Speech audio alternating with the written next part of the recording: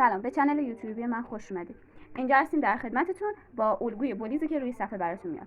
الگوی بولیز فوق العاده راحته، فقط یه سری نکات داره که باید خوب گوش بدید. هر سوالی که داشتید داخل کامنت ها در خدمت هستم. سوالتون رو بپرسید تا جوابتون رو بدم. برای این مدل لباس احتیاج داریم به الگوی جلو و پشت الگو رو دوبل کنیم بهتره تا موقع کشیدن الگو مبادا گیج بشیم.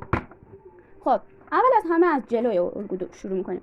از این قسمت به دل بخواه خودتون از 2 سانت تا 5 سانت هر چقدر دوست دارین از اینجا علامت میزنید میرید بالا.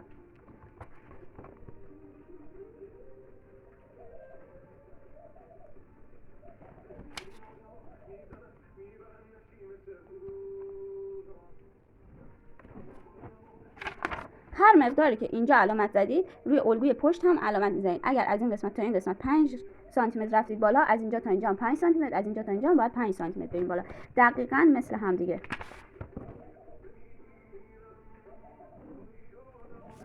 خب حالا میرسیم به قسمت برشا. یقه هفت لباس رو می‌خوایم طراحی کنیم.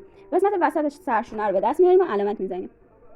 پهنای بند پشت لباس رو هر چقدر که دوست داشته باشین باشه. مثلا 2 سانتی متر بخواد باشه یا نه پهن‌تر باشه. بخواد 5 الی 6 سانتی متر باشه. هر چقدر که بخواید باشه بعد اینجا علامت بزنید و تقسیم بر 2 کنید. مثلا ما می‌خوایم 4 سانتی متر باشه، بعد 2 سانتی متر اینجا باشه و 2 سانتی متر اینجا باشه. یه خط مستقیم از این نقطه تا این نقطه رسم می‌کنیم و می‌کشیم.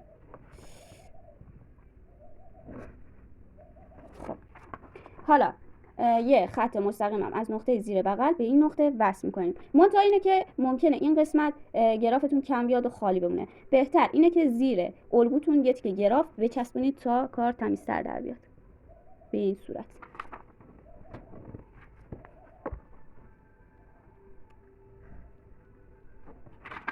حالا من این خط رو پایین‌تر کشیدم. اینجا همونطور که می‌بینید حتما اصلا امکان نداره که خالی نمونه. اینطوری این قسمت ها دور ریز شما میشن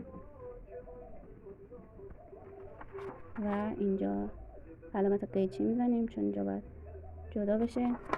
این پنس روی پارچه میفته و توی دوخته میشه. خب حالا میریم قسمت پشت الگو. قسمت پشت الگو دقیقاً کاری که اینجا کردیم، وسط سرشونه رو به دست آوردیم، اینجا هم همینطور، اینجا هم همینطور. وسط سرشونه رو به دست میاریم، هر چقدر اینجا در نظر گرفتیم اینجا همینطور. مثلا 4 سانتی متر، 2 سانتی متر اینور، 2 سانتی متر اینور. حالا من میکشم براتون تا بهتر متوجه بشید. 2 سانتی این طرف، 2 سانتی این طرف، 2 سانتی اینجا، 2 سانتی اینجا. حالا وسط این قسمت ها رو به دست میارید و دقیقاً 2 سانتی اینور، 2 سانتی اینور، 2 سانتی اینور، 2 سانتی اینور. حالا اینا رو به صورت ضربدری به هم دیگه وصل میکنیم.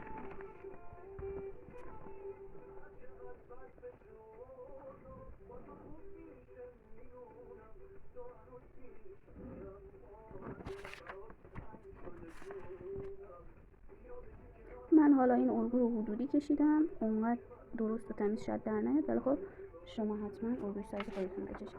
به این صورت قسمت‌های دورریز هم الان براتون برش میزنم تا بهتر متوجه بشید.